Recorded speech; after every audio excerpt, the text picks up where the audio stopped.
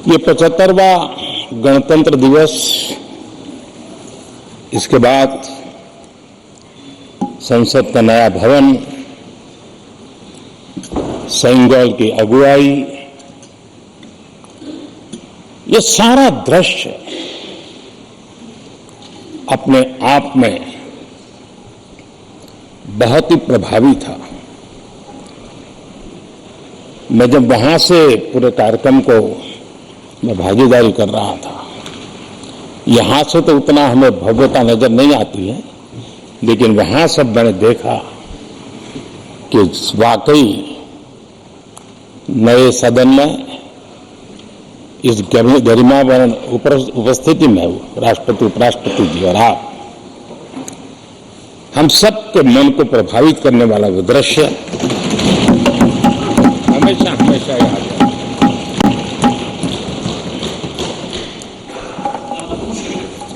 जिन माननीय करीब 60 से ज्यादा माननीय सदस्यों ने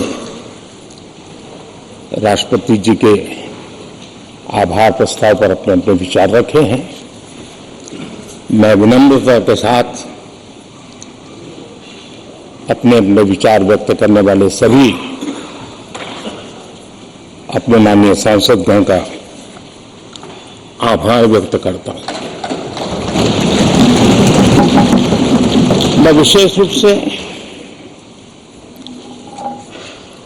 विपक्ष ने जो संकल्प लिया है उसकी सराहना करता हूं। उनके भाषण के एक एक बात से मेरा और देश का विश्वास पक्का हो गया है कि उन्होंने लंबे अरसे तक वहां रहने का संकल्प लिया।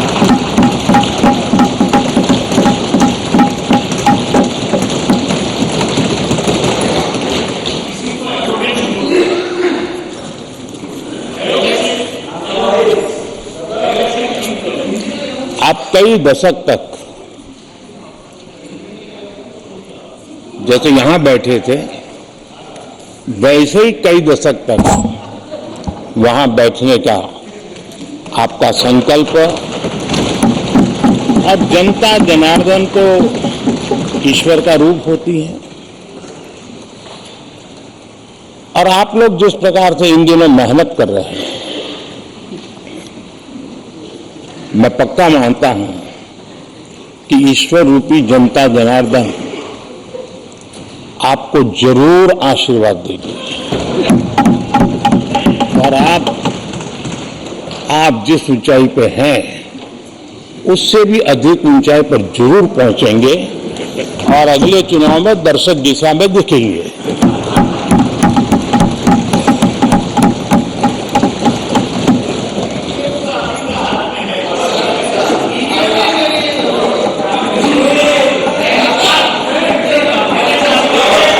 अभिनंदन जी, इस बार आपने आपका कॉन्ट्रैक्ट उनको दे दिया है क्या?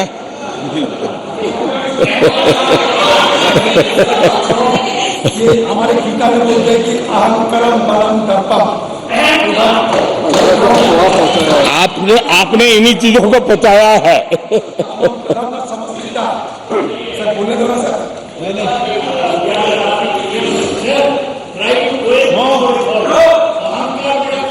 आदरणीय अध्यक्ष महोदय, बैठे बैठे टक्की मत कीजिए। मैं देख रहा हूं कि आप में से बहुत लोग चुनाव लड़ने का हौसला भी खो चुके हैं, और मैंने सुना है बहुत लोग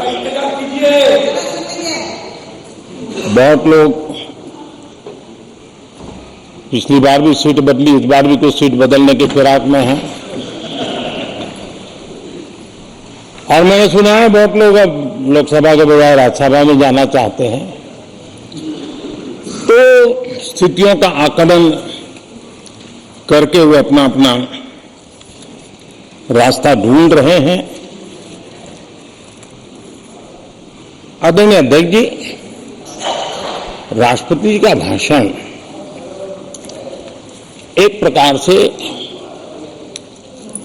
तथ्यों के आधार पर,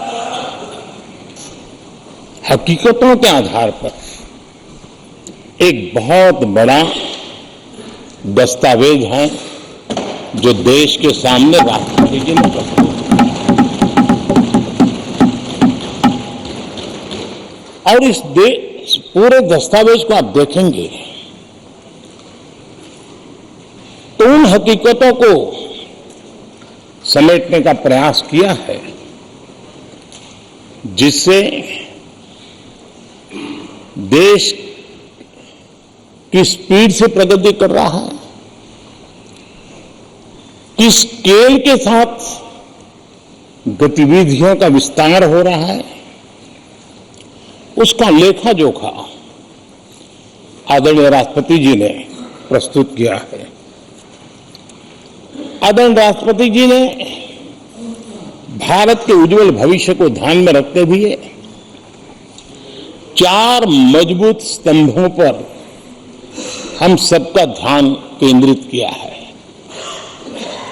और उनका सही आकलन है कि देश के 4 स्तंभ जितने ज्यादा मजबूत होंगे, जितने ज्यादा विकसित होंगे, जितने ज्यादा समृद्ध होंगे, हमारा देश उतना ही समृद्ध होगा, उतना ही तेजी से समृद्ध होगा। और उन्होंने इन 4 स्तंभों का उल्लेख करते हुए देश की नारी शक्ति, देश की युवा शक्ति, देश के हमारे गरीब भाई बहन और देश के हमारे किसान, हमारे मछुआरे, हमारे पशुपालक, उनकी चर्चा की है। इनके सशक्तिकरण के माध्यम से राष्ट्र के विकसित भारत के लक्ष्य को प्राप्त करने की जो राह है, उसका स्पष्ट दिशा निर्देश आदरणीय राष्ट्रपति ने कहा है। अच्छा होता, हो सकता है आपके यहां फिशरमैन माइनॉरिटी के न हो सकता है आपके यहां पशुपालक माइनॉरिटी के न हो सकता है किसान आपके यहां माइनॉरिटी के न हो सकता है महिलाएं आपके यहां माइनॉरिटी में न हो सकता है कि आपके यहां युवा में माइनॉरिटी। क्या हो गया है दादा? क्या देश के युवा की बात होती है? समाज के सब वर्ग नहीं होते हैं? क्या देश की नारी की बात होती है? देश की सभी नारी नहीं होती है? कब तक टुकड़ों में छोड़ते रहोगे? कब तक समाज को बांटते रहोगे? सब सीमा करो, बहुत तोड़ा देश को।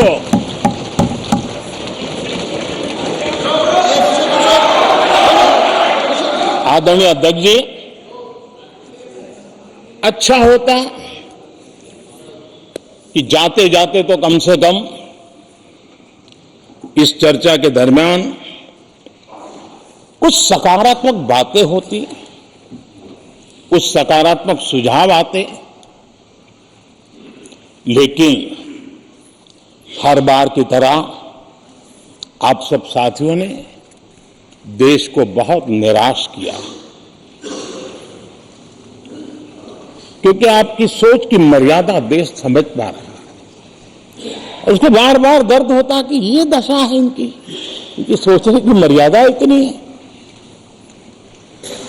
आदरणीय अध्यक्ष जी, नेता तो बदल गए। ಅನುಕ್ಷಣದ ಸುದ್ದಿಗಳಿಗಾಗಿ ವಿಸ್ತಾರ ನ್ಯೂಸ್ ಯೂಟ್ಯೂಬ್ ಚಾನೆಲ್ ಸಬ್ಸ್ಕ್ರೈಬ್ ಮಾಡಿ. ಹೊಸ ಸುದ್ದಿಗಳ ನೋಟಿಫಿಕೇಶನ್ಗಾಗಿ ಬೆಲ್ ಐಕಾನ್ ಕ್ಲಿಕ್ ಮಾಡಿ. ಲೇಟೆಸ್ಟ್ ಅಪ್ಡೇಟ್ಸ್ಗಾಗಿ www.vistaranews.com ವೆಬ್ಸೈಟ್ಗೆ ವಿಸಿಟ್ ಮಾಡಿ. ಅಂಗೈಯಲ್ಲೇ ಜಗತ್ತಿನ ಸುದ್ದಿ ತಿಳಿಯಲು ವಿಸ್ತಾರ ನ್ಯೂಸ್ ಕನ್ನಡ ಆಪ್ ಡೌನ್ಲೋಡ್ ಮಾಡಿ.